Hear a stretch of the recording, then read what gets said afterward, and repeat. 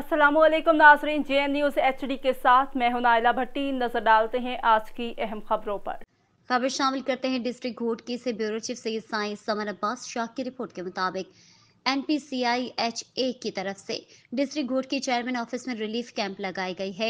तफसील के मुताबिक NPCIHA पाकिस्तान चेयरमैन सैयद अली शाह राशिदी साहब के हुक्म के मुताबिक पूरे पाकिस्तान के आफतज़दा सूबों में रिलीफ कैंपें लगाई गई हैं।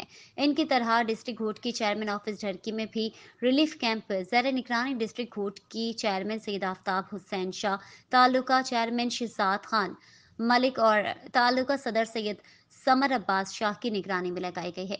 रिलीफ कैंप लगाने का मकसद बरसात मुतासरीन की मदद करना, सुरंदी वाले लोग और DCAC और मुख्तार कार ढरकी के ताउन से बरसात के मुतासरीनों की मदद हो जाए।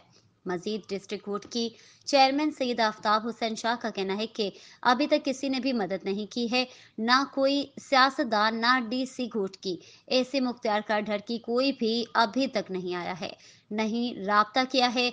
हम पुरजोर अपील करते हैं कि DC घोटकी को और AC ढरकी मुख्तार कार ढरकी को वो हमारे कैंप पर आएँ और हमारी टीम की मदद करें। जो गरीब बेयारो मददगार लोग हैं, इनको राशन, खैमे, मच्छरों की जालियाँ वगैरह मिल जाएँ।